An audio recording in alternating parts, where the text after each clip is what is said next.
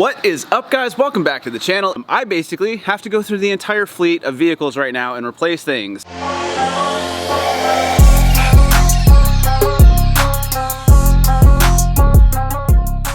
The Dodge here, this guy, I use this all the time for towing. Use it a lot running back and forth and getting cars, things like that. It's definitely beat on quite a bit. Use it for a lot of the workload that we do. And I've had it since, I think I've had it since 2017. It's got around 290,000 miles on it. It is a work truck, it's a beast, but I have never done the brakes on it, and abruptly, right before I left, I stepped on the brakes and it just made a grinding noise, like I knew exactly what was wrong with it immediately. So I looked underneath there, and one of the calipers in the rear, the brakes are completely gone, and it is metal on metal, and it is just grinding right through the rotor. So pulled all the wheels and tires off here, checked everything out. Definitely needs new rotors all the way around. It needs new pads all the way around. It needs new calipers in the rear. And while we're under there, we're gonna check a few other things, just make sure this thing is good to go. But brake job on the truck.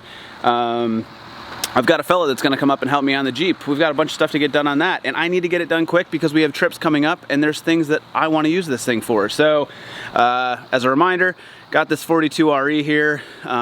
Reached out to a couple of places about a potential rebuild kit for that, or for the one that's in it. Haven't made up my mind yet, but we're gonna get this truck done.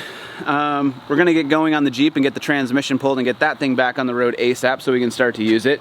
Tentatively, in the next couple of weeks, we're gonna get the steering situated on the Jeep. First, we have to get the power steering box into it, make sure we mark it properly so that we know what we're doing with it, send it out, and have some work done on the box. Bring that back in, and we're gonna put full hydro assist on it from Howe Performance. We got gears and lockers for that, so we got 538 gears to go in the Dana 60 and the 14 bolt rear. Grizzly lockers from Yukon, 538 gears from Yukon, full rebuild kits, all of that. So that's coming up here pretty quick as well. We're gonna make all of that happen. The Jeep, I need to get it done first. You know, we still got a project here in the garage that we've got going on, but we need to get the Jeep done first so that I can get it out of the way. I don't need it sitting here, and I'd like to drive it and go beat on it. And we got some trips coming up this summer, like I said. Lastly, we're gonna go check out the trailer. With all the traveling, with the flat tires and things like that, I don't think the wheel bearings are terrible, but one side of it is moving ever so slightly on both wheels. And I want to make sure the wheel bearings are all set there. Plus, I mean, we drove from Washington State all the way to Florida, up to Georgia, to South Carolina. We did a little bit of touring around while we were in there. I put more than 7,000 miles on the RV and the trailer just in that time. And there's a lot of wear and tears. I definitely have an issue with the brakes again. Trailers are finicky. Quick trailer update. Took it to Les Schwab before we left for a 4th of July trip, and had them put spare tires back on the 3 wheels that we still had blown tires on. Asked them if they didn't mind going in and checking the bearings while they were in there and maybe repacking them. When we opened it up, we found that most of the wheel seals on each of the axles had failed, allowing a lot of grease to get packed out, in particular on one side of the trailer. So loads of grease packed around the brakes. This caused excessive wear on the brakes. It caused hot spotting on the drums. One drum in particular, a little bit on one of the other ones, but it wasn't so bad. So ended up replacing, hub / drum on the trailer.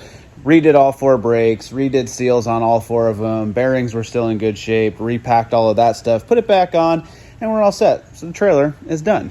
There's just all these tasks that we got to knock out. That and, we've got a bunch of cool stuff sitting here for the Durango. I really want to get that done. This motor is sitting here taunting me.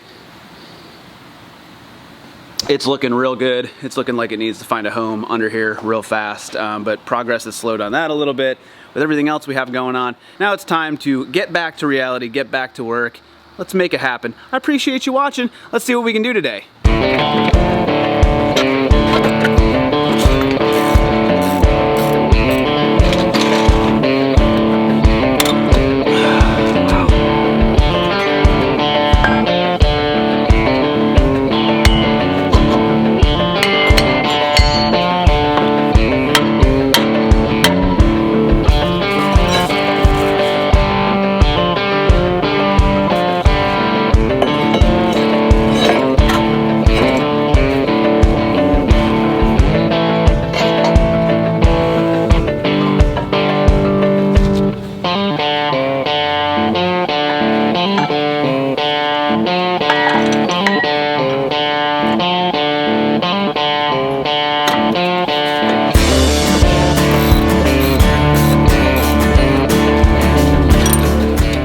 Alright guys, so this is actually day 2. Front's entirely done, all good to go.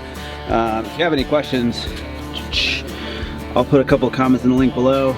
I think I already mentioned this, but one of the things I did find was just the way this caliper was wearing. I went ahead and swapped them all out. I mean, this rear piston looks kind of seized up, the boot's all jammed. Honestly, they don't look great anyways. I don't know if you can tell on the camera, but this bottom side is definitely lower than this top side up here. So there's quite a bit more meat up here, and that actually happens to correlate with the piston and how far that is in this one when it came out, and I've kind of played around with it a little. This boot was kind of jammed down in there, and this piston is sitting in a little farther, which shouldn't really be the case on a 2-piston caliper. They both should be operating evenly. So a nice new setup on this side, looking all good. Still got to bleed them, that's why the tires are off. So when you get that wrapped up, it's looking good. PowerStop brakes, nice work on that stuff. Really like the Rotors. Nice new calipers. These are actually just calipers from Napa. I think Napa always does a really good job. Their parts people are smart, know what they're doing, know what they're talking about, at least here at my local Napa, and historically when I've used them. This back has not gone so well. We have got a broken bolt right here in the back side of the hub. So these hold on, the brake rotor, gotta have them. I mean, let's see, busted off bolt was one of these guys. So not a big deal there. The problem is just really hard to find that bolt. It's just a single bolt. So these are gonna have to give it a hunt on Monday, because today's Sunday. I'm gonna have to cruise out to the junkyard. I don't know that I'm gonna find one at a parts store.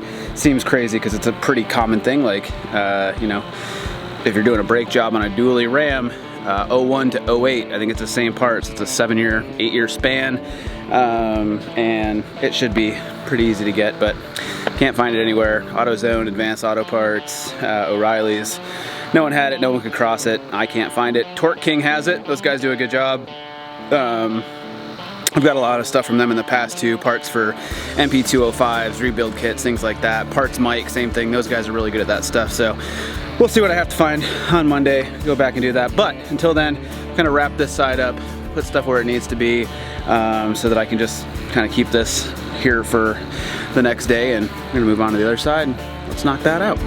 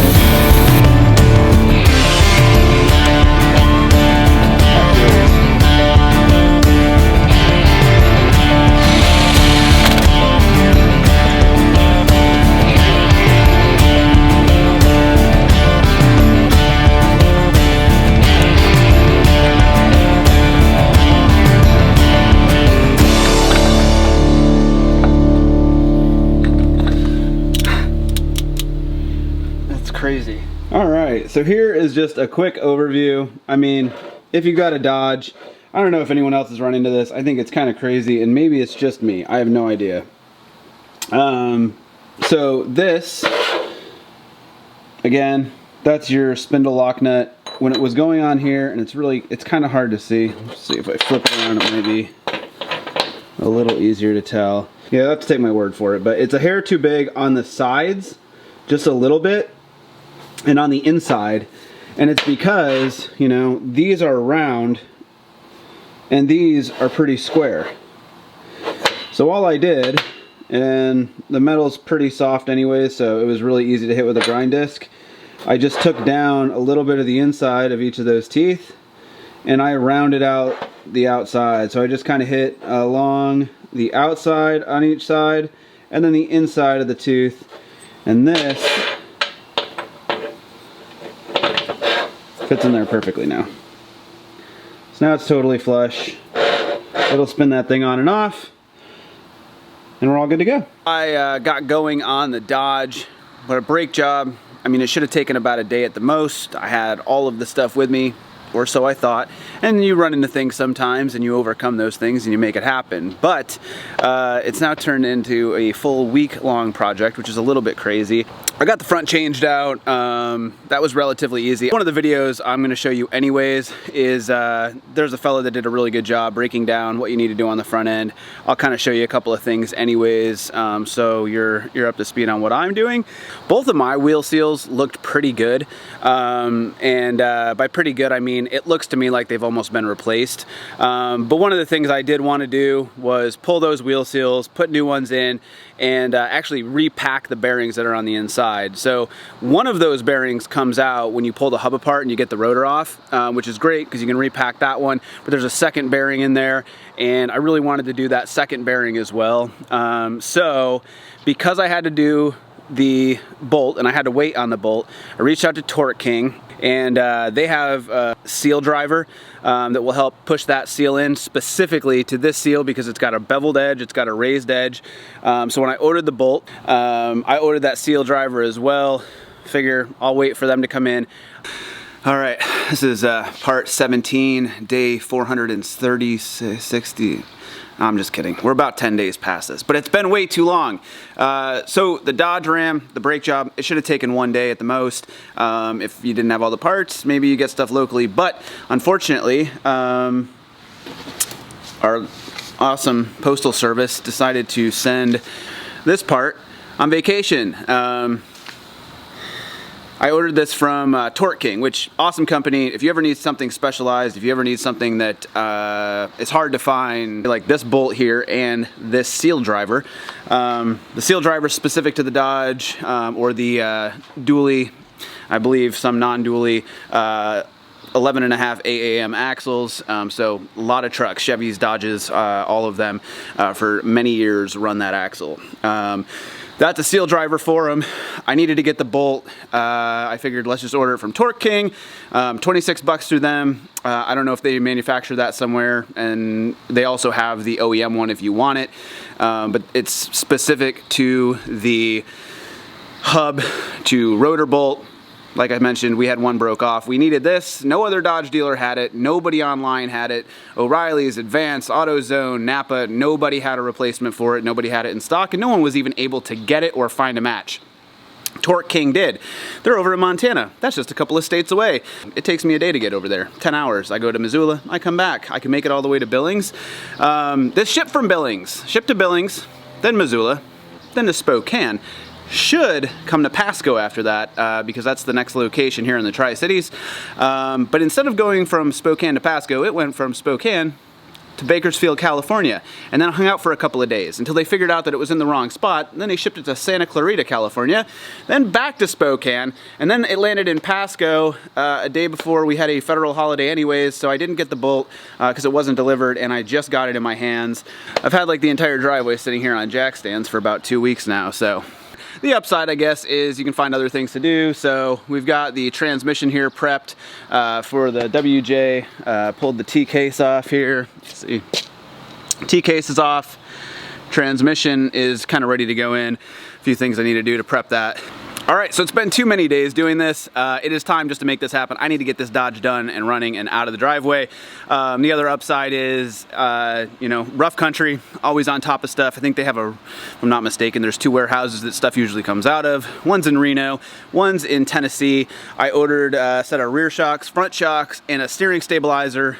2 of those things, I think the front shocks and the steering stabilizer came out of Reno. Got here like, I think it was almost the next day that stuff was here, which was crazy. And then the stuff out of Tennessee came 2 days later. So while this thing was sitting here, we were able to get all the shocks on it. Show you a couple of those things and how all that stuff went together. But it's been a little bit of a process. Happy to get this thing wrapped up. We're gonna make it happen today. Let's get to work. All right, so This is the seal driver that I picked up from Torque King. Super nice fit. You can see that on this seal there's a raised lip on it, and this fits perfectly down over that raised lip. Helps you drive it in. You know, I probably could have done something to drive it in without it and tapped it in slowly all the way around, but I prefer to do stuff the right way, make sure we're pushing it in there properly, and that is just a nice fit. So that's what we're gonna do. Usually rub a little bit of grease on the outside of this, and I've already kind of done that on the inside a little bit anyway, so I'm just gonna add a little coating and get this thing driven in.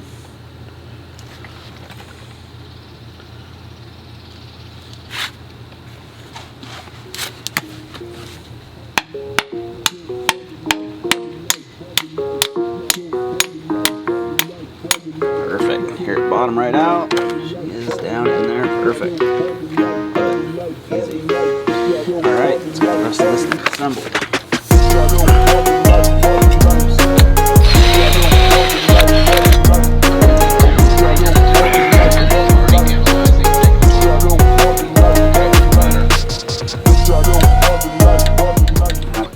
So it's tightened to 22 foot-pounds. And then what we want to do is back it off just enough so that this keyhole right here is over that slot. So there's one on either side of it. It's at 22 foot-pounds. You want to just back it off slightly so that that keyhole matches up. That's what we're going to do. Grab this little guy. Slide it right on in there.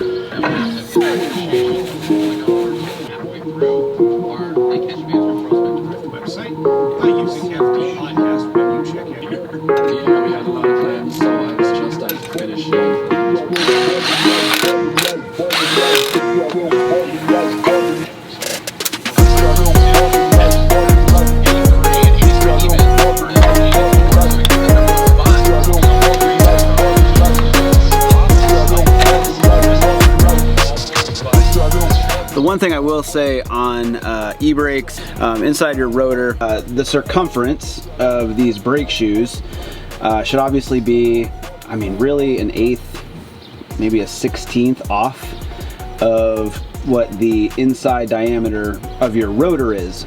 So when you push the e-brake, these expand, right, and push against the inside of your rotor, blocking your rear axle, hence the emergency brake.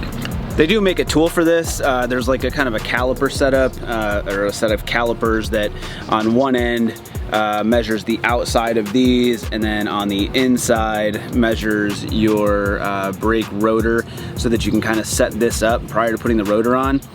You can buy that tool. I looked it up. I can't remember, I think coming from Amazon, 35, 40 bucks, something like that. Buying it at a local parts store. You're probably not gonna find it. Gear Wrench is the company that makes it. Or primarily that's the company I've seen that's got it out there. I think some of them are, I don't even remember, 80 bucks, something like that. You can do that. The other thing is, I don't do this very often. I'm not gonna buy the tool for it. You know, I like to buy the tools instead of borrowing them, or, you know, trying to do something without the right tools. I'm not a big fan of that.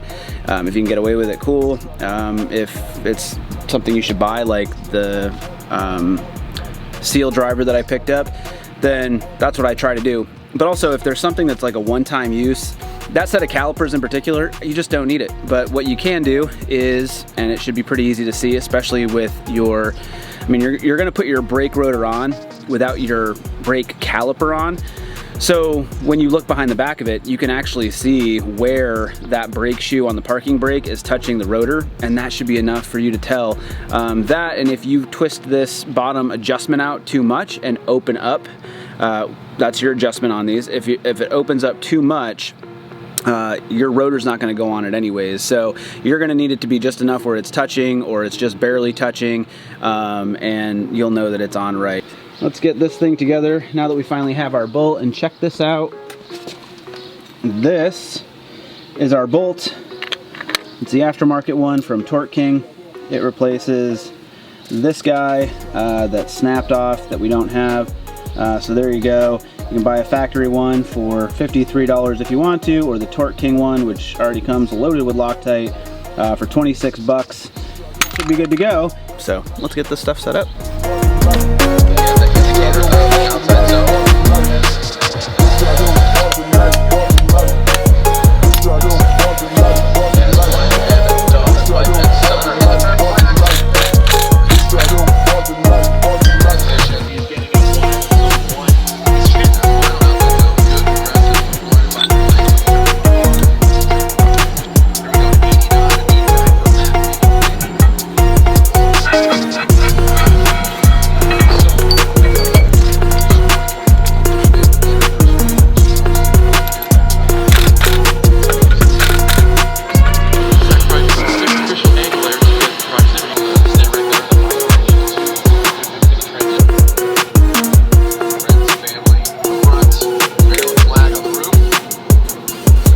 Obviously, working on a budget, we always want to make sure that we're buying things that are high quality from good companies and good brands, but I also want to make sure that I'm not spending a fortune on things that I don't necessarily need to be overly high performance. So the Dodge, I beat on it. I've never swapped the shocks out on it, and honestly, they look terrible, and I've wanted to swap them out for a while. The fronts are mismatched from the rear. Things like that bother me.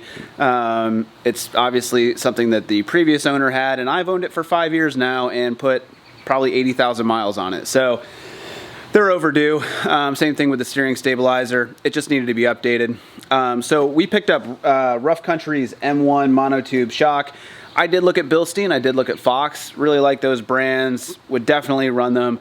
But the price point that I'm looking at right now, you know, being a few $100s max into 4 shocks and the steering stabilizer versus closer to $600, $700 on some of the other brands, this is just what we chose to go with. It's a great shock. It's kind of an upgrade from one of the more base models that they have as well. Don't know how it's going to work, but I imagine it's going to be just fine for what we need it for. These are built specifically for the Ram 2500 and 3500, so they're exactly what I need. Pretty straightforward on this. What you're going to do with the front shock here, we're going to take out the inner liner first. There's 8mm screws holding them on. If your truck is beat like mine is, there's, let's see, 1, 2, 3, 4, 5, 6, 7 holes. 8, 9, 10, I don't know. There's, let's call it 12 holes, and there's like 4 bolts. So that should be pretty easy. There's not many bolts to take out because there's not that many holding it in anymore. So take the inner fender liner out. There's going to be a 17mm bolt up here, and I'll give you a closer shot as I get this stuff off so you can get up here and see. Only a 17mm bolt for 3 bolts at the top of the shock tower. That's going to come out off the top. There's a 19mm bolt holding the shock in itself, and then there's a 21mm bolt holding the bottom of the shock on. So I'm going to grab those tools and let's get this thing apart.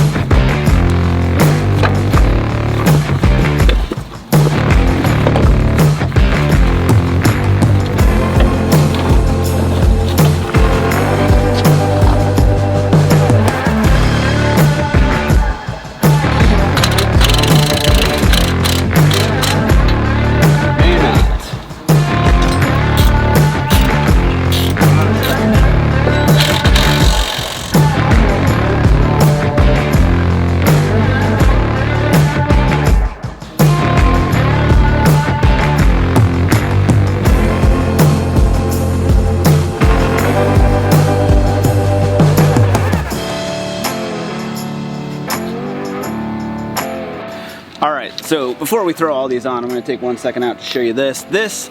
I'll have to look back at what this actually is, but this is a hub-centric wheel spacer. It's super high quality. I can't remember exactly the grade on everything, but I know I picked up something that was really high quality. It also comes with centering nuts. So these are slightly different than the nuts that stay on it, and it's because of the collar that's on them.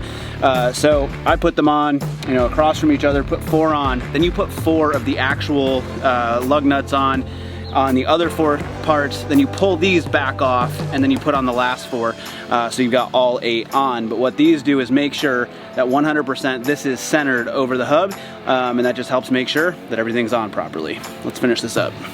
All right, so I'm an idiot, and I wasn't thinking.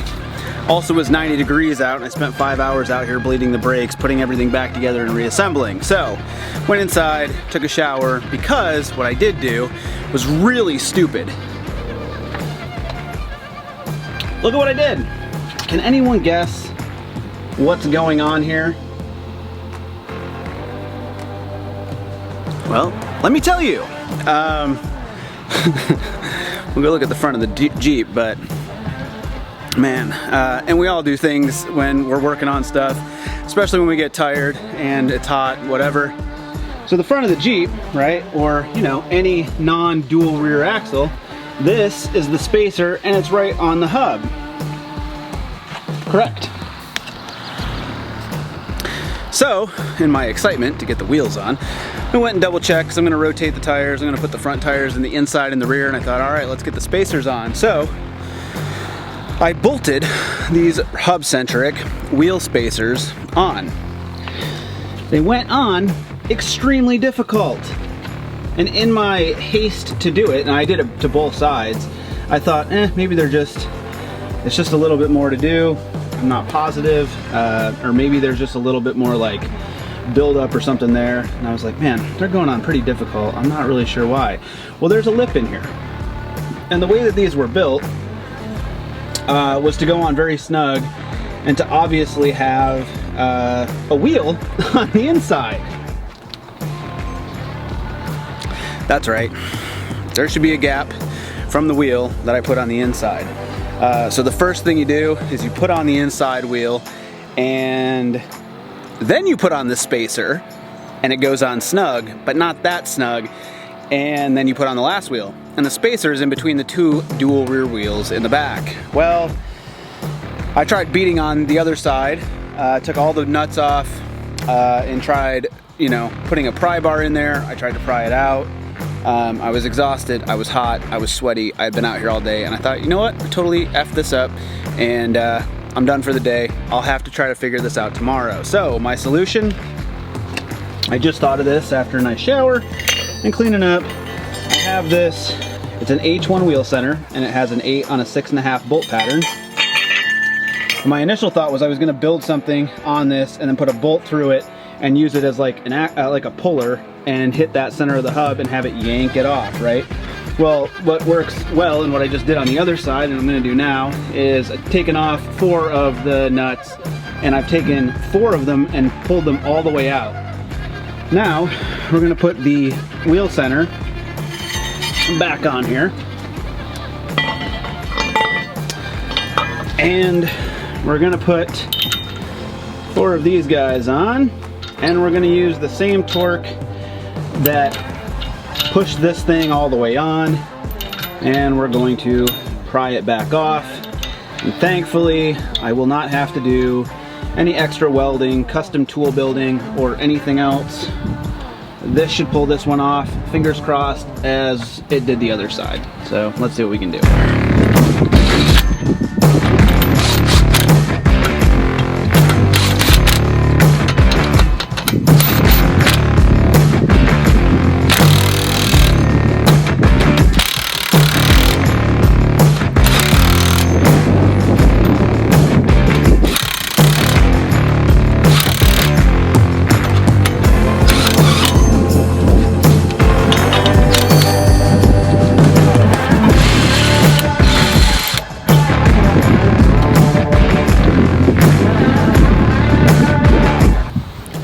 So, I had just gotten done telling you guys how much I like these wheel spacers, the quality that they were, and how they went on, and I was involved in that and not thinking enough about the fact that a wheel needed to go on there first before I put the wheel spacers in. So, sometimes you just gotta take a moment, take a deep breath and step back. Honestly, the first thing I did was start looking up hubs to a Dodge, because I thought, well, I'm totally screwed. I'm not gonna be able to cut these off with a grinding wheel because it's not gonna go through far enough to break it.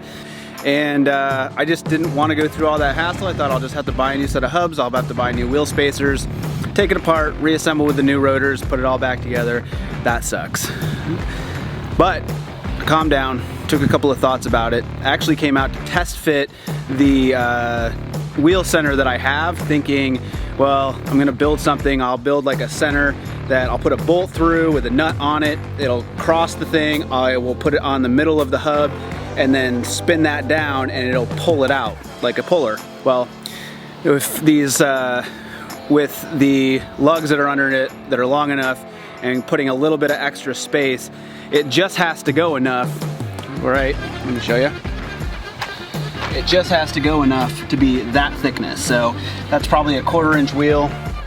It just needed to move out a 1/4 inch before it was free again. And like I said, honestly, when it was going on, I thought it goes on snug enough that I thought it had grabbed the gasket maker and squeezed it in there, and that's why it was going on a little more difficult. And I thought, whatever, it's fine. But I really forced it on there. And then I thought, well, with as hard as it went on, there's no way I'm pulling this thing off. So they're off now. Let's go back to our late and I'm all cleaned up, regularly scheduled wheel assembly.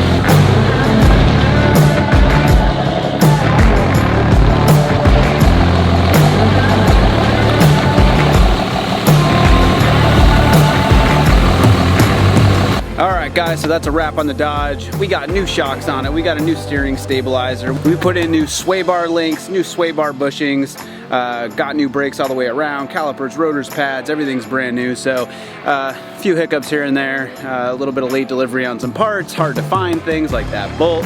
But all in all, job went smoothly, knocked it out. Took way longer sitting here than I wanted it to, but we weren't working on it that long. Like I said, this project probably would have taken a day at the most, but next, onto this thing. We got to pull the transmission out of this one, get the used transmission we picked up into it, and then we got to get a steering box in and calculate some of our steering angle. We're going to get tabs welded onto the axle so that we can mark out our steering, get some high steer on it. I'm exhausted. It's 90 degrees outside. I'm ready to go jump in the pond. So I appreciate you guys watching. Thanks so much. Don't forget to comment down below, like, subscribe, and we'll talk to you soon.